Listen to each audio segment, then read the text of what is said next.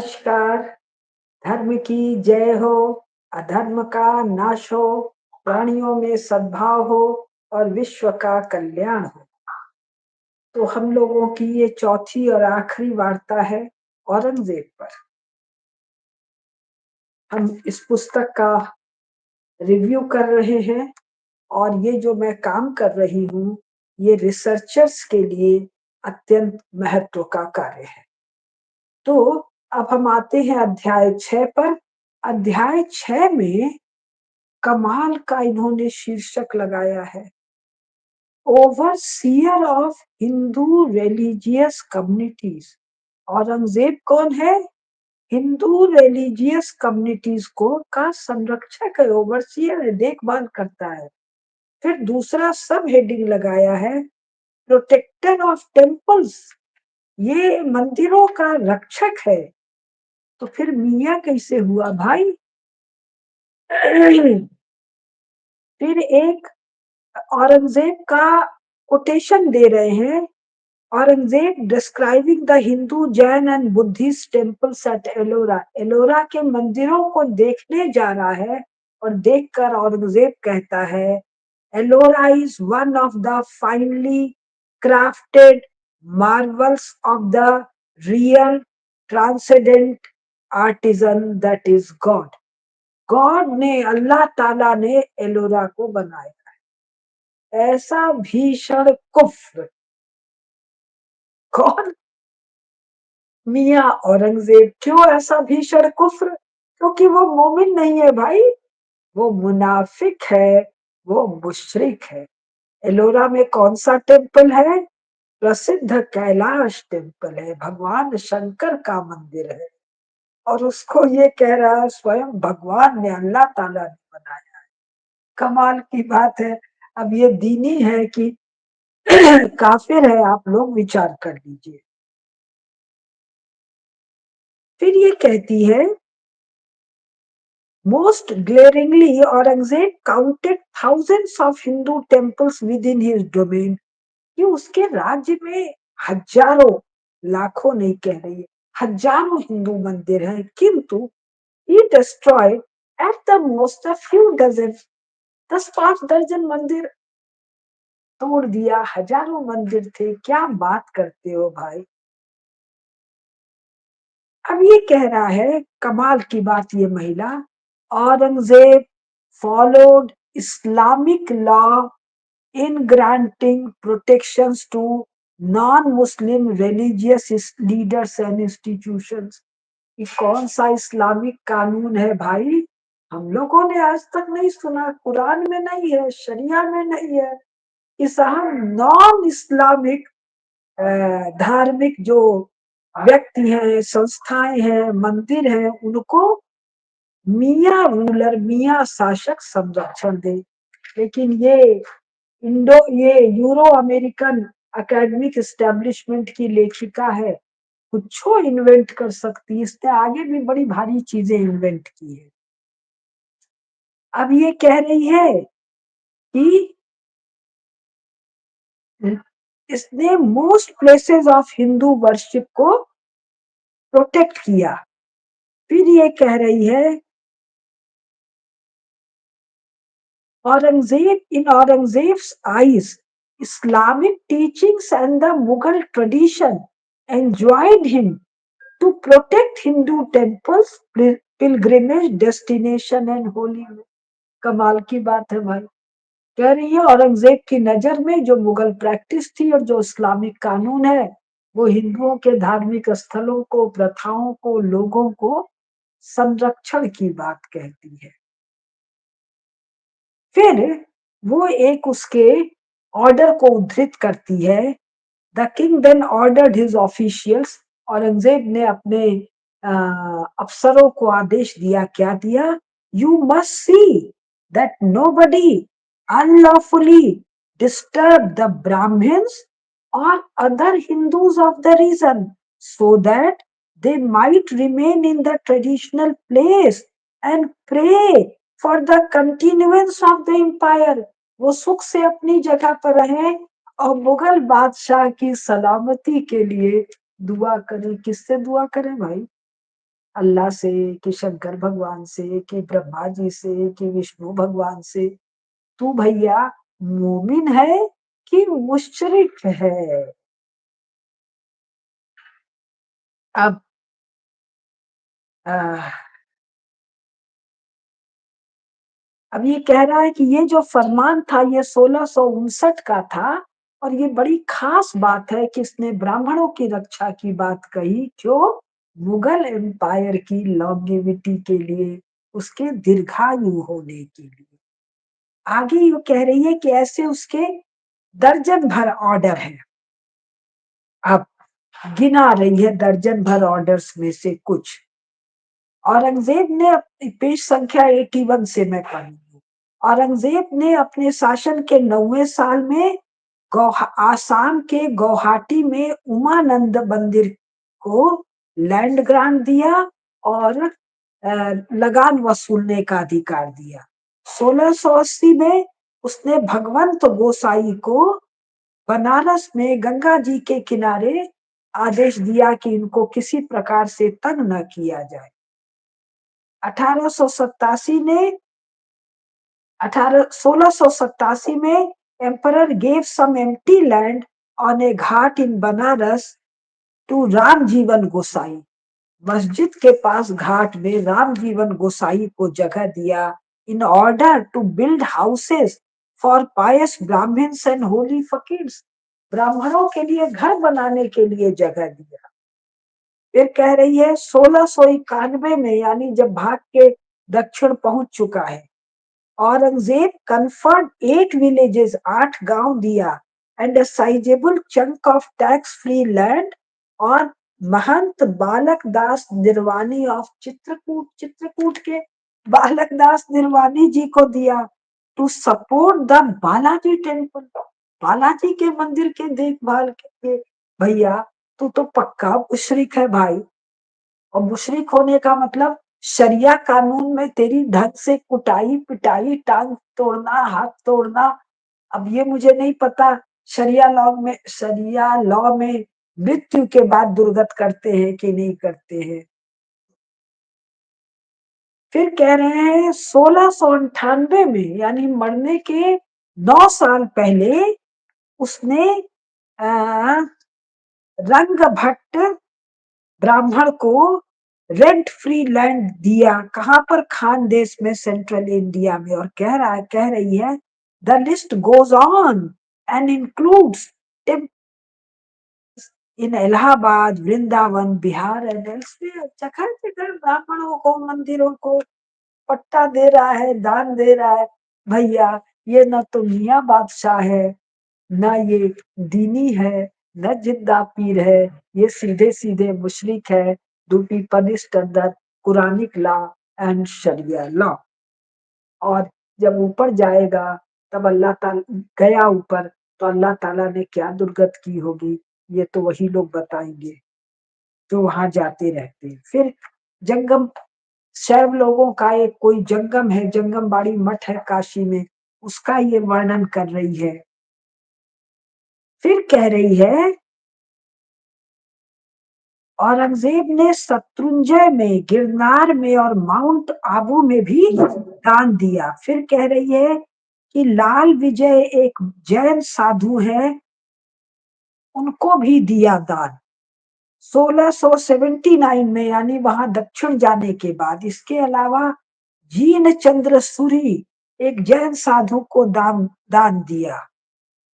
अब कमाल की बात पेज 82 पर कह रही है, in parts of Bengal for instance Mughal officers gave more endowed land to Hindus after the 1672 order than before।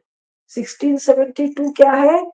1669 में मार के जब भगा दिया गया दिल्ली और आगरा से, तो हिंदुओं को दान देना शुरू कर दिया। कमाल की बात है। फिर कह रहा है गुजरात में एक पारसी फिजिशियन को दिया, और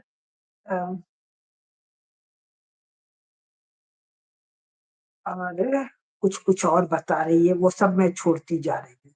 फिर कह रहे पेज 83 पर कह रही है, Aurangzeb noted that Islamic Sharia law mandated that ancient temples should not be torn down. शरिया ला कह रहा है कि पुराने मंदिरों को तोड़ा नहीं जाना चाहिए, तो काहे तोड़ा भाई? तू शरिया लॉ को नहीं मानता है। Nor should new temples be built, नया तो नहीं बनना चाहिए लेकिन पुराना तोड़ा नहीं जाना चाहिए। अगर कोई ऐसा शरिया कानून है तो जितने मियाँ लोगों ने मंदिर तोड़ा उनके गर्दन को रेते जाने की आवश्यकता है कि नहीं? हाँ, अब फिर कह रहे हैं, अब इसमें काफी चीजें हम छोड़ रहे हैं, एक दो चीज बता रहे हैं।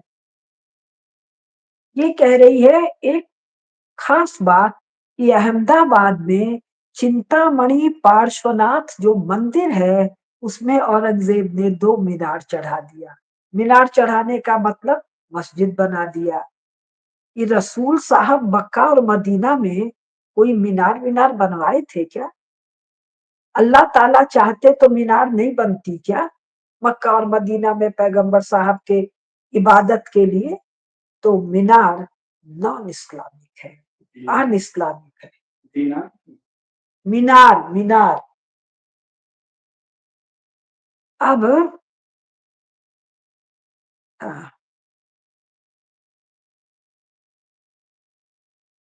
जो एक चीज और है, एक भयंकर झूठ जो ये महिला पेज 85 पर रच रही है, वो क्या रच रही है कि हिंदू राजा लोग दुर्गा जी का, गणेश जी का, विष्णु जी के मूर्तियों को तोड़ते थे, फोड़ते थे, नष्ट करते थे, मंदिरों को नष्ट करते। मेरी समझ से इसके लिए भारत सरकार को इस महिला को सू करना चाहिए, इस पर मुकदमा दायर करना चाहिए। हमारे श्रेष्ठ पूर्वजों के बारे में ऐसा कुत्सित, आधारहीन झूठ ये कैसे लिख सकती है? ऐसा कोई एकेडमिक फ्रीडम किसी को न है, न दिया जा सकता है।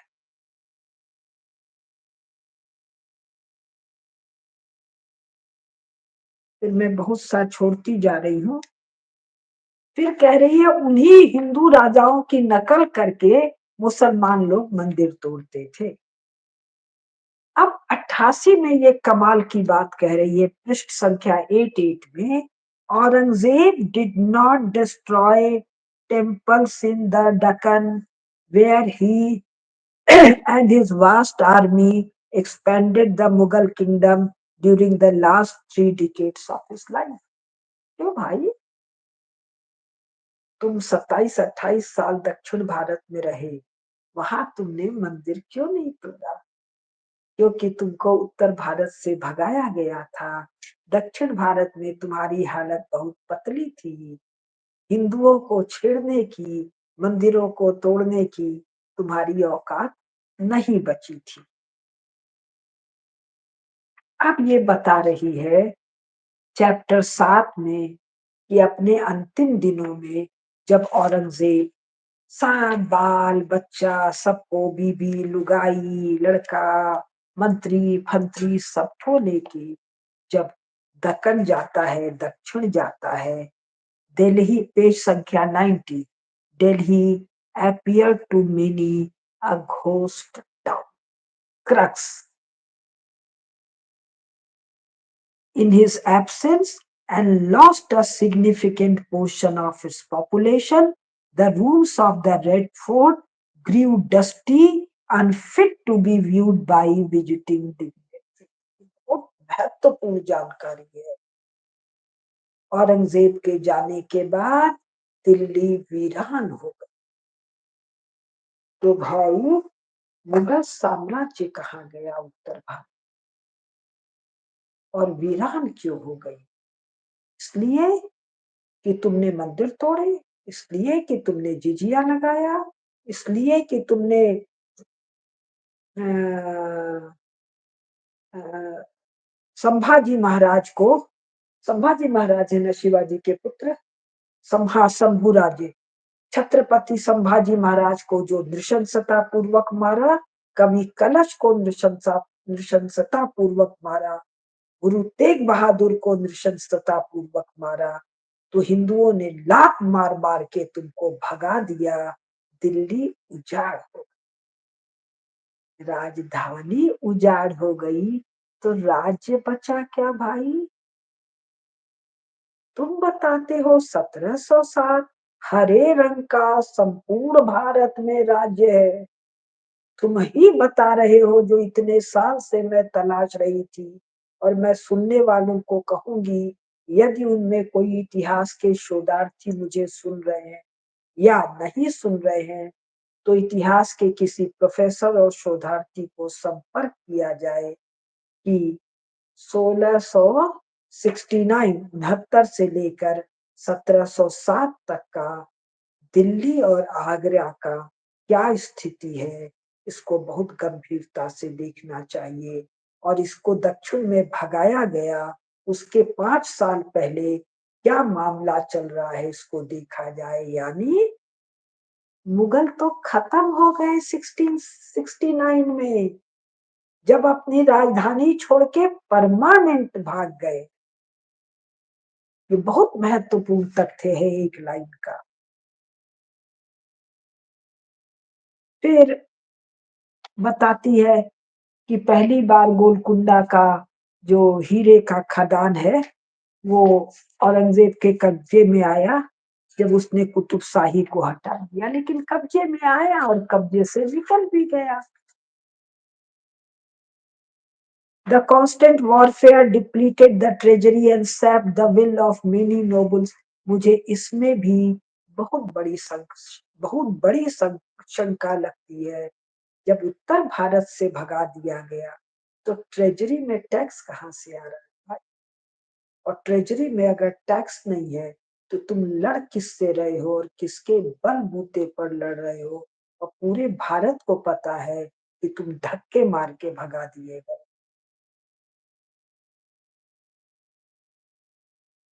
फिर इसके बाद मैं थोड़ा सा, बस एक छोटा सा और चीज लूंगी, बाकी सब चीजें छोड़ रही हूँ।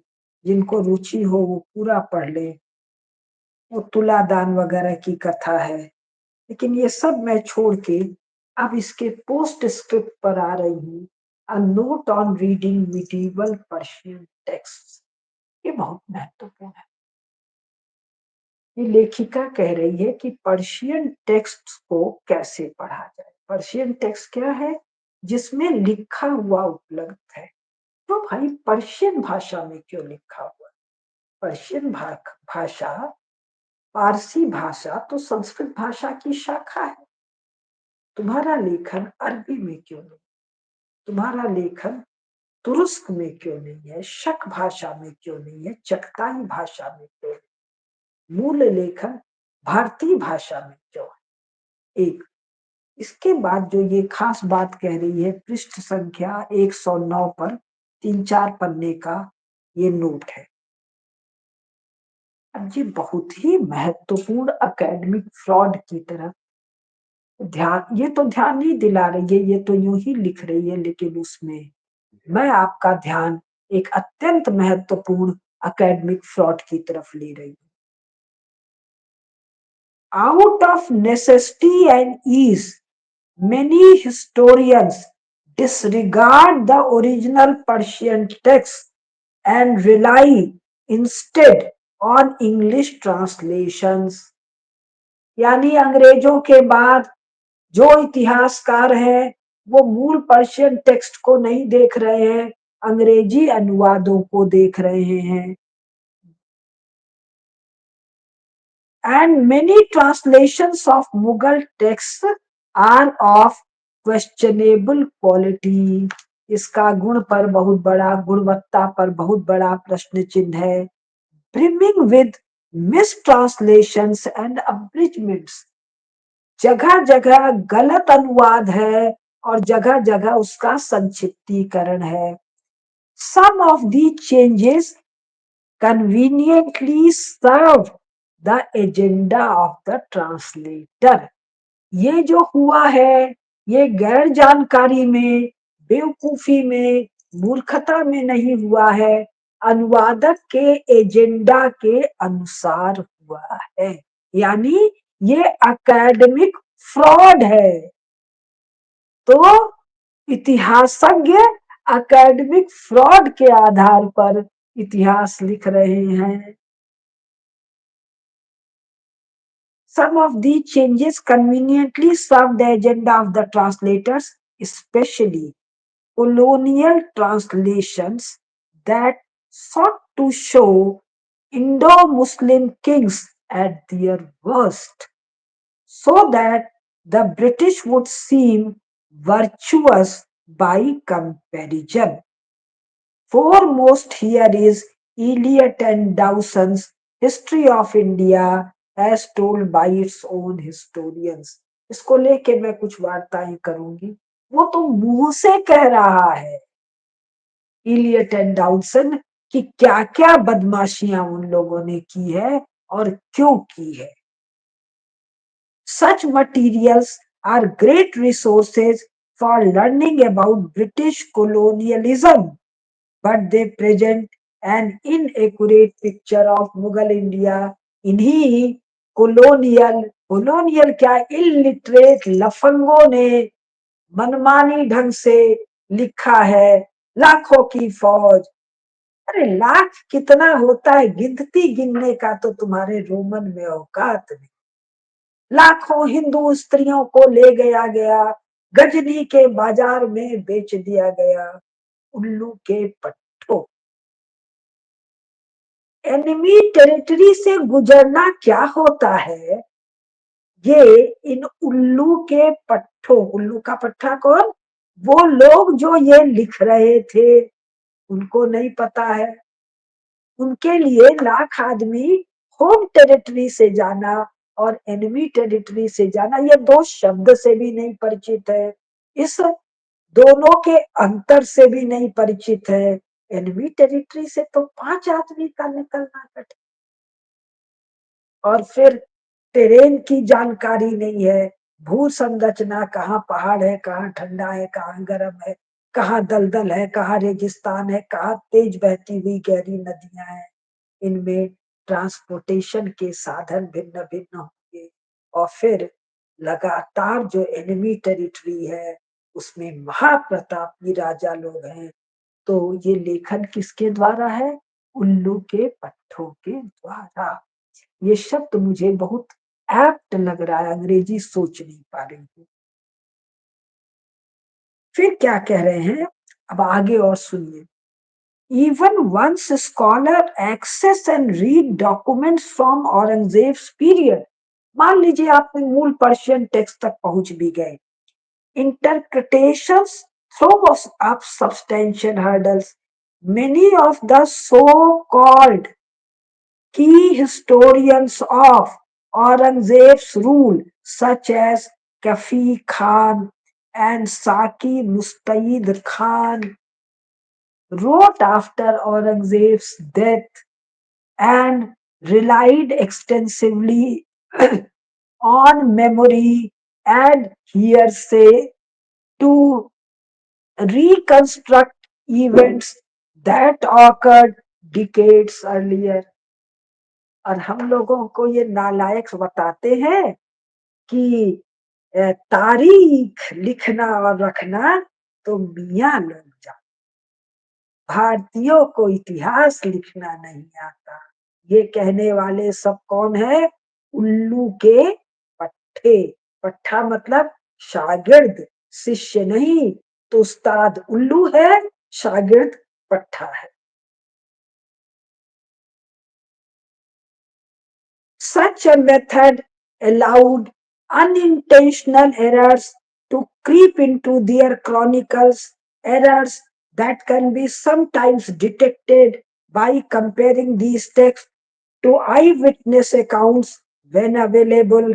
Even documents that might seem more reliable, such as imperial orders and letters, often give a misleading depiction of events. Many orders were never carried out, for example. In addition, Many medieval writers did not obsess about getting the facts right. उनके लिए फर्क ही नहीं पड़ता था. On the contrary, misrepresenting the past was a standard tactic among historians of Aurangzeb's day. मियाँ के समय जो तारीख लिखा जाता है उसकी ये बात है. और ये पट्टे किसके उल्लू के बता रहे हैं.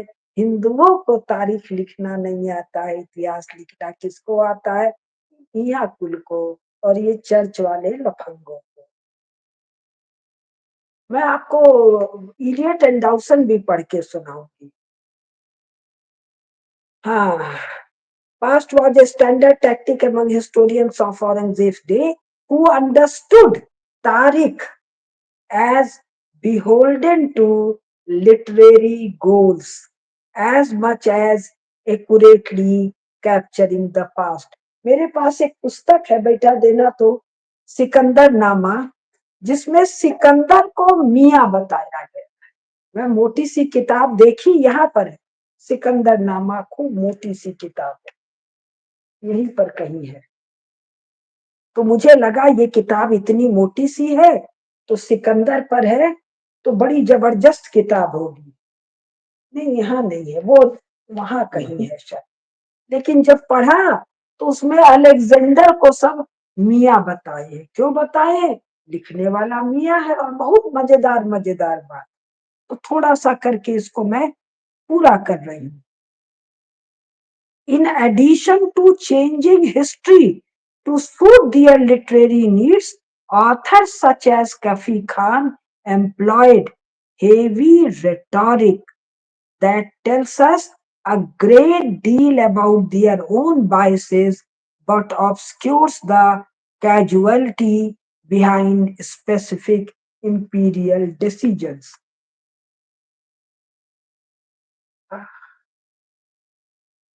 कहीं गलत जगह रख दिया, नहीं दिख रहा है, कोई बात नहीं. अब एक दो तीन लाइन बस और पढ़ रही हूँ. ये लिख रही है कि जो ट्रेवलर्स थे, जो ब्रिटिशर, फ्रेंच, दुनिया भर के जो यूरोप के आ रहे थे, इन लोगों का लेखन क्या है. पहली बात तो सब अनपढ़ मूर्ख लफंगे थे, लेकिन फिर भी ये कह रही है European travelogues deserve special mention because many scholars of the Mughal Empire have yet to grapple with how these works are not straightforward accounts of the facts, but rather materials crafted with a particular audience and often capitalist market in mind. तो अब इसके साथ मैं ये बंद कर रही हूँ. ये तो अपने को हिस्टोरियन बताने वाली एक यूरो अमेरिकन एकेडमिक स्टैब्लिशमेंट के यूनिवर्सिटी की लेक्चरर अपने मुंह से इतना कह रही है. क्यों कह रही है? क्योंकि इसको औरंगजेब को डिफेंड करना है. अन्यथा ये सत्य ये मर कर भी न कह. तो ये चार वार्ताओं से हमने क्या सीखा? हम इन क्राफ्टेड पुस्तकों को कैसे देखें और कैसे पढ़ें. नमस्कार. ये देखिए, ये इतनी मोटी सिकंदर नामा है और इसका जब पढ़ के सुनाएंगे, हंसते हंसते पेट में बल पड़ जाएगा. मुझे पहले लगा बिना वजह पैसा बर्बाद हो गया, बाद में लगा कि जोकरई भी उल्लू के पट्टों की जोकरई. उल्लू का पट्टा और क्या करेगा, इतिहास तो लिखेगा नहीं. लेकिन हमारे लोग इतना मोटा सिकंदर नामा जब देखेंगे कहेंगे इतिहास है. इहो ना देखेंगे मैकेडोनियन लिखा कि ग्रीक लिखा, कब लिखा, 1000 साल बाद लिखा, 1500 साल बाद लिखा। कई ठो तो कह देंगे कि सिकंदर मियाँ था। जैसे चंगेज खान को 5 जन्म में मियाँ बताया गया। राष्ट्रीय स्वयंसेवक संघ का मुख्य मुख्य मुख्य कुछ मुखपत्र ऐसा क्यों हुआ? देशभक्तों का संगठन है, प्रचंड देशभक्तों का संगठन है। बुद्धि का काम बुद्धि वाले करेंगे ना, आप लोग काहे हाथ पाँव डालते हैं? डालने का शौक है तो थोड़ा बुद्धि बुद्धि से रिश्ता रखिए। बहुत लिखना पढ़ना पड़ता है। तो फिर नमस्कार। धर्म की जय हो, अधर्म का नाश हो, प्राणियों में सद्भाव हो, विश्व का कल्याण हो। हर हर महादेव। गौ माता की जय, प्रयागराज की जय, महाकुंभ की जय, सब संतन की जय, सब देवी देवता जो वहां पधारे हैं त्रिवेणी में, उनकी जय। गंगा मैया की जय, जमुना मैया की जय, सरस्वती मैया की जय। हर हर महादेव।